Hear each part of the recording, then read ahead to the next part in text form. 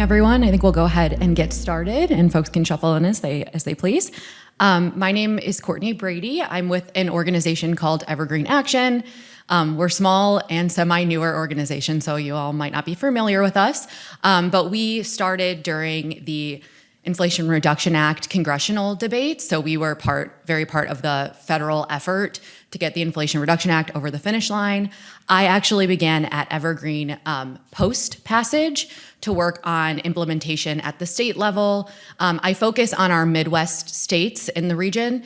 I primarily work in Michigan and growing in Wisconsin, so I'm excited to talk a little bit about what kind of what I call wild federal environment means for states right now, and specifically Wisconsin. So we're gonna go through a little bit about what the federal funding landscape looks like from last year compared to this year. Spoiler alert, still a lot of uncertainty and chaos in the policy space, and a little bit about energy trends that are growing and kind of what states can do to both leverage the federal funding and really grow clean energy at the state level.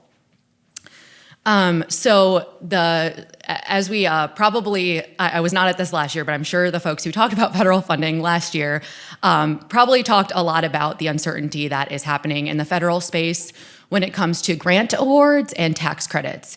There is still a lot of uncertainty in that space, especially with regards to grants. A lot of things are caught up in litigation. States have not received awards, or they're on faster timeline to deliver the projects of those awards.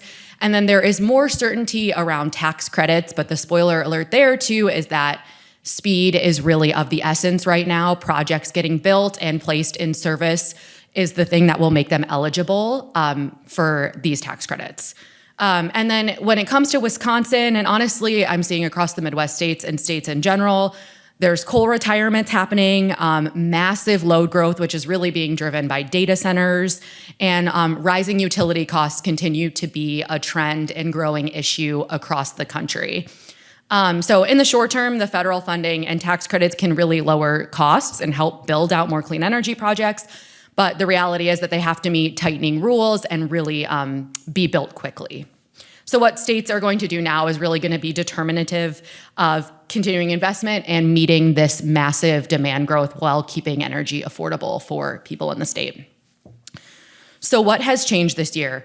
The big picture is that federal policy has gone from really an expansion environment when it comes to clean energy under the previous federal administration to really scrutiny and significant pulling back of clean energy support and progress. So implementation of this federal funding itself is being increasingly shaped by these oversight fights. There's multiple lawsuits happening from the state level versus the federal level, and there's a lot of just agency downsizing happening at the federal level, which is making it harder and less certain for the delivery of these awards for states who have received them or qualify for them. This means these grant programs are often moving slower than promised, and some rewards are just being outright rescinded.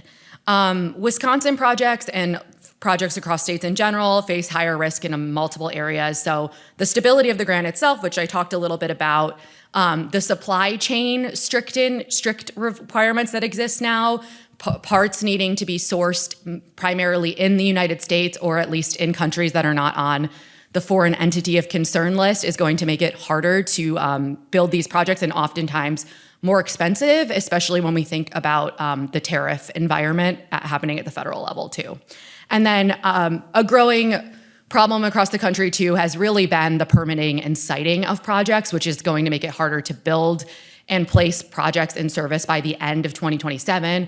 We're seeing growing local fights and siting resistance to not only clean energy projects, but also data centers. So this is a growing trend across the country, which states are going to have to really grapple with if they want to take advantage of these tax credits.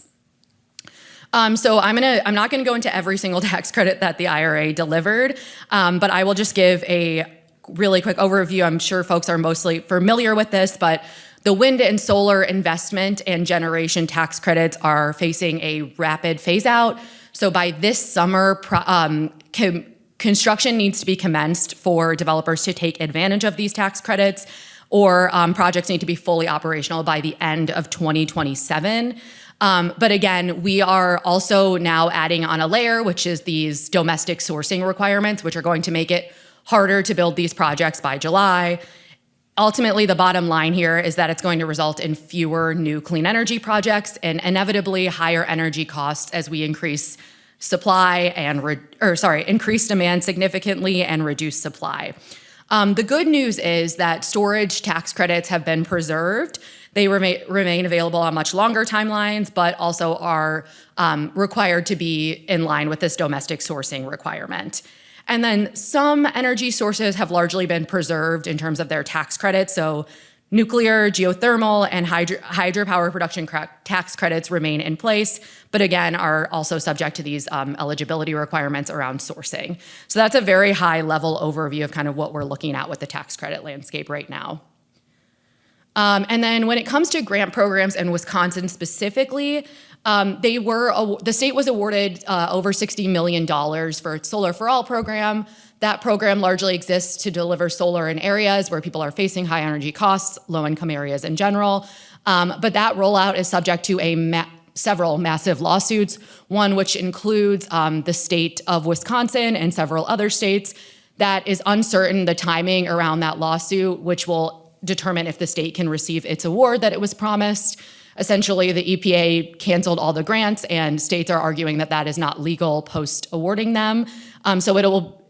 My understanding from the federal policy folks in my organization is that timing on that is kind of imminent. We're waiting decisions on several lawsuits regarding the delivery of these Solar for All awards. And then secondly, Wisconsin had the first, and I call the most successful, home rebates program, where folks can take advantage of making their homes more efficient and ultimately lowering their energy costs. That program is running very successfully and is funded through the end of this year at least, and likely could be expanded depending on both state funding and then what's left in the federal pot, essentially. And then the one program that really was not ultimately touched by the Trump administration was funding for rural electric cooperatives to take advantage of building out new clean energy sources. So in Wisconsin, Dairyland Cooperative received a massive grant to build out a big solar project or big solar projects and wind projects. And we expect that award to remain in place. But there has been concern from the cooperatives in general that because they're receiving the check after the award has been verbally or granted, that they're a bit worried that they will never actually see that money. But the Trump administration has affirmed that that money is safe for now. So the big takeaway from the federal funding environment is that, yes, it's available in many cases, but there's a lot of uncertainty that remains both legally and also in terms of projects being able to meet these domestic requirements, get through siting processes, get connected to the grid, et cetera, to be eligible. So we've really tightened up the availability for states and developers to take advantage of these incentives. So I think that comes down to, I guess I'll go a little bit over the supply chain issues. So I talked a little bit about this, but the federal tariffs and these foreign entities of concern restrictions placed on solar panels, batteries, other clean energy critical components have made it more difficult.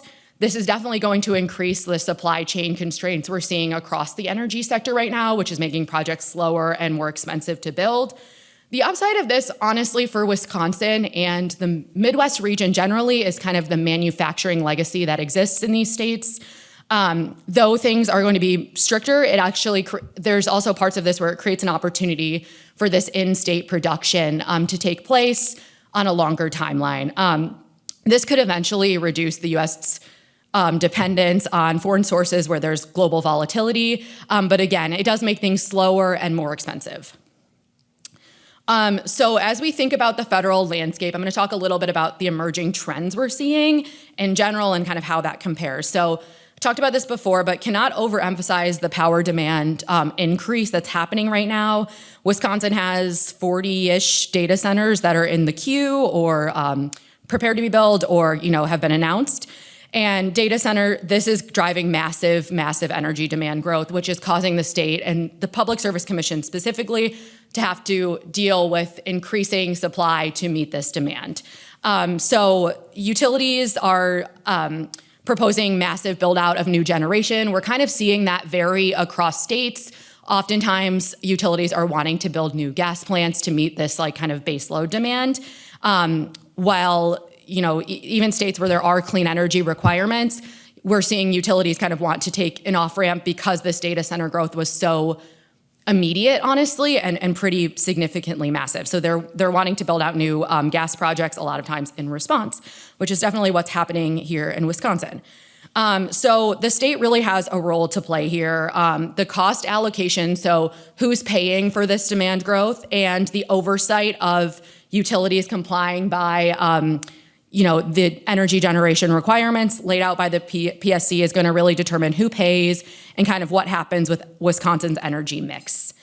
And this all together is something that the public is increasingly aware of, where I felt like we used to talk about energy policy in a very wonky way, and it was in very close spaces, and the public didn't really relate to what was maybe happening as much in the energy sector. That is really changing right now. People are very aware of this data center demand growth, and they're actually really understanding and seeing first person that their energy costs are going up. And I will get a little bit into some of the polling we're seeing, but the gist is that people want someone to blame for what is happening in the energy affordability crisis, which is both a risk for states in terms of the decisions they're making, but also really an opportunity for states to take advantage of this growing clean energy sector as well. So I compiled some of the polling that we're seeing in the past 12 months here, and I'm happy to share these resources with anyone who's interested, but overall, people are really resonating with this like energy affordability problem and the reliability of energy across the board in the country. So this is making really energy bills a kitchen table issue, if you will.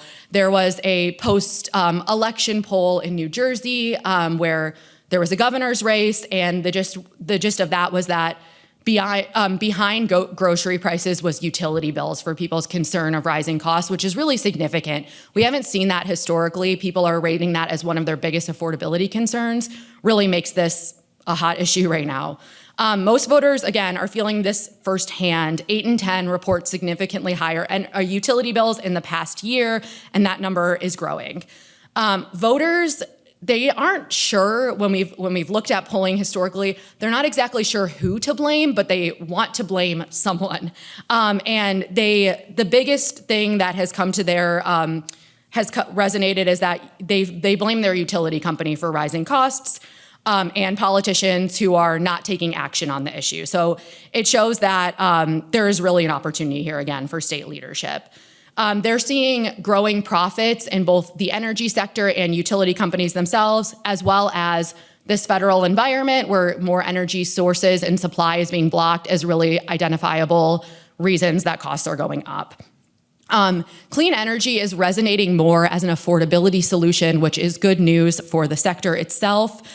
People really embrace this truly like all of the above energy system, and that really creates an opening for clean energy that can increase supply. So when you talk about clean energy from an affordability and reliability perspective, people seem to really, really be resonating with that. And cost-focused leadership is winning. As I mentioned, this was an issue in the New Jersey race. It was also an issue that really rose up in the Virginia gubernatorial race, and we saw all of the candidates frequently talking about energy affordability and their plans to reduce energy costs for folks. So people are resonating with leaders who are prioritizing this as an issue and providing solutions. So what is next on the state level? This is really a moment for state leadership. So we need to have states really set clear regulatory expectations for this utility planning. So what that means is setting clear guidelines on how the state wants utilities to meet this rising growth from energy demand, and then giving their public service commissions really the power to prioritize the most reliable and cost-effective sources. We're seeing PSCs across the country be inundated with new dockets when it comes to rate hike increases from utility companies and these data center power demand cases themselves. So this is really a moment where the PSC's decisions are critical, and state governments can really support their PSCs in prioritizing the most affordable and reliable solutions. And then I think on the implementation side, when it comes to the taking advantage of these tax credits, it's going to be like very difficult to get the amount of projects online that we once foresaw in this much more open environment before. But we've seen states really strategically focus on limited state capacity. So like there isn't a ton that can be done right now on the state level in terms of getting these projects over the finish line, but where states kind of do put their thumb on the scale, if you will, to ease siting and permitting barriers for developers where projects are feasibly going to meet this 2026 commence construction or summer 2026 commence construction deadline. States can really offer this kind of more consistent and more predictable environment for developers by expediting siting and permitting where possible.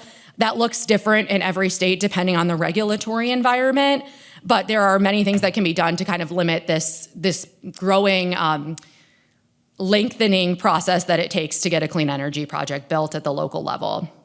And then the biggest thing too is just ensuring transparency and accountability in utility decision making. So requiring utilities to really prove that the choices they're making to power these data centers in particular is really focused on affordability and reliability, but also that to keep energy costs affordable, that their rate of return on these investments is really in line with trying to drive affordability. So where a utility makes decisions to invest in certain infrastructure, scrutinizing kind of the return in which they're going to get from those versus the affordability benefits it's going to deliver to ratepayers is going to be a critical thing PSCs can focus on in the next year as we try to meet this growing demand.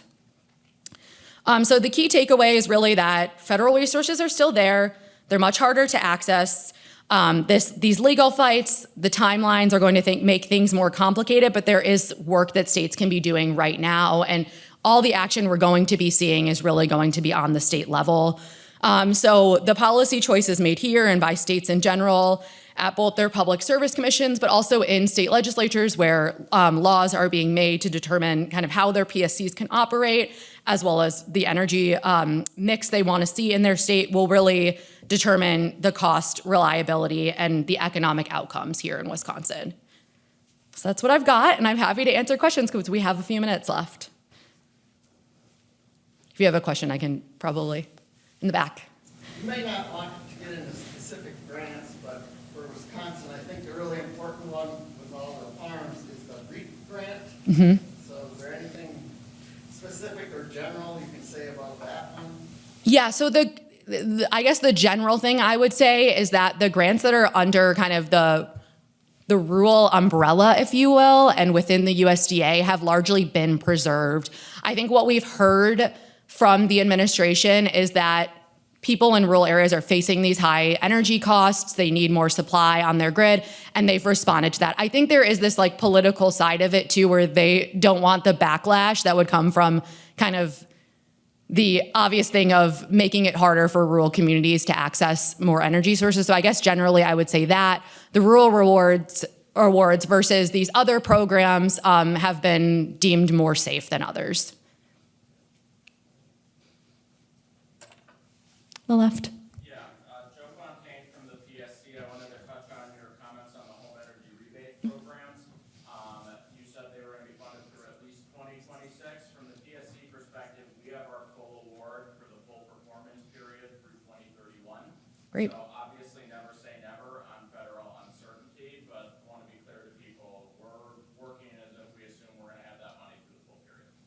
Great, that is amazing to hear. Yeah, I think the success of the Wisconsin program is really like a model, I think, for other states. The rebates program here has been a great success, and it's also prompting states that have not fully rolled out their programs to look at this and think about where state funding can fill in gaps of where federal funding will now be missing. So it's great to hear how successful it's been in Wisconsin.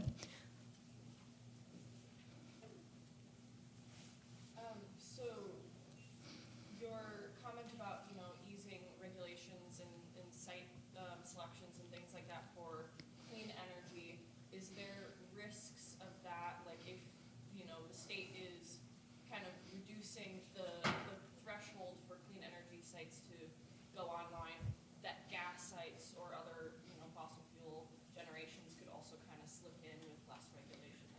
Yeah, I think what we've seen is that there is this more complex environment for siting with clean energy, which has made kind of, if you will, like the status quo energy sources kind of get an advantage in this moment. And also, like, to be super clear, this federal administration is putting their thumb on the scale towards what they call traditional energy sources. So I think one of the most important what I see as non/bipartisan things that states can be working right now is this easing siting barriers for clean energy projects. And we're actually seeing a lot of movement on that front in Democratically and Republican-controlled states. So things where we're seeing proposals to ban solar projects on farmlands. We're seeing actually Republican states stop legislation attempting to do that amidst this supply and affordability concern. And then on the other hand, we're seeing so many models across the board at the state level of how can we ensure we have a siting process that both incorporates local input, but makes it so that projects aren't on these massively uncertain timelines, super long and expensive things for developers to go through. Michigan in particular has in 2023, they passed a policy at the state level to basically make siting a bit more predictable for developers in the state. That law is currently being rolled out. So we'll see how it goes, but there is a lot more certainty for developers in that because they kind of know the steps they have to go through in a very uniform way. This kind of township by township, county by county process that we see in a lot of places makes it more uncertain for developers themselves. So this kind of like state uniformity on siting is really like a productive place where states can be putting their focus right now. Back. Are there any specific pieces of legislature being proposed in Wisconsin on that front, renewable siting, or just any other things that you see coming or being discussed about meeting our rising energy demands here in Wisconsin at the legislature level? Yeah, I think the current thing that we are tracking at Evergreen, and I'm sure there's a suite of policies that we're not tracking as well, but the one that we're thinking a lot about is this data center demand growth, and there have been a lot of discussions in the legislature on that right now. One is a proposal to make it essentially where clean energy projects need to be built on site for data centers. Which it is great to see that legislators are responding to that. But from our opinion, we really want to see clean energy, and this is Evergreen's opinion, we really want to see clean energy projects connected to the full grid so that they're not just benefiting these projects, but they're incorporated into supply to lower costs for everyone else. So there's a lot of proposals happening across the country on how do we grapple with this data center demand growth. And we have some policy suggestions around that. Yeah, but there's a lot of talks of this happening in the legislature right now. It's good to see action taken on it. And I think there's from our opinion, some tweaking on policies that we would like to see so that we can maximize the clean energy benefits beyond the data center projects themselves. I guess a quick follow-up. It sounds like some other states already have policies that are being put in place and rolled out. Is Wisconsin a little bit behind the ball on preparing for these data centers and increasing demand? I would say every state is a little bit behind the ball on this. This was something that I don't think the states were prepared for the scale of. And what we're seeing across the board, it doesn't matter which party a governor is from, like they are really embracing these data centers as a economic development tool, which we see as having pros and cons, right? Like there is a massive opportunity for clean energy to get online in response to this. I think there's a lot of innovative things happening, honestly, by these clean energy requirements or clean energy commitments by tech companies and utilities. There have been some really interesting proposals about how these projects can be met with storage, for instance, that I think would be a replicable model at the utility and data center level. But I think largely states are looking for the policy solutions, and I don't think we have like a go-to model where a state's already been successful. This is just such a developing issue.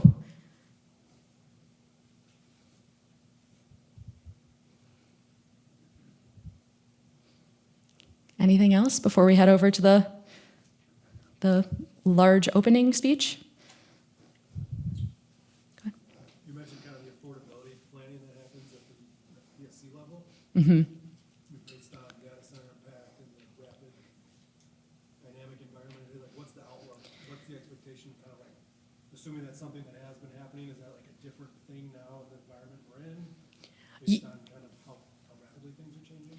I think so. I think we're seeing public involvement, if you will, in ways that we haven't seen at the scale that we're seeing now. So there is a lot of pressures being put on PSCs to kind of respond to like, how are we dealing with these data centers? Which I think is, again, I see it as an opportunity, but it's also the reality of which, PSCs only have certain things within their jurisdiction. And there's limited capacity at a PSC just to deal with the amount of dockets that we're seeing. I'm following this very closely in Michigan, where they passed a clean energy standard, and then within a year, it was like, oh, we have all these new data center projects. Like, how are those things, comparing with each other? And it's really created overwhelm for the PSC there. So I think it's going to require state governors and legislatures to think a lot about what can we be doing to kind of enhance the PSC's ability to deal with this new trend of data centers. You talked a little bit about the headwinds at the federal level. My understanding is a lot of that's come from the executive branch. When it comes to states, are you seeing, I guess primarily in Republican-led states, are you seeing any pushback to the executive branch's efforts to slow down or stop clean energy development?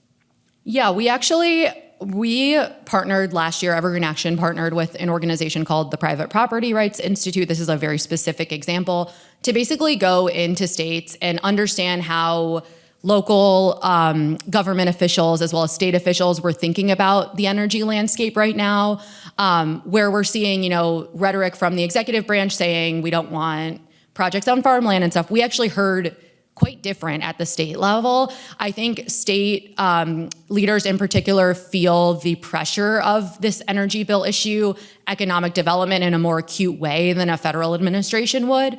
So I think we're seeing a lot more, I wouldn't say all out embracing of clean energy, but acceptance of the reality that we need to increase supply and being a little bit more agnostic about where that supply comes from in Republican states versus at the federal level.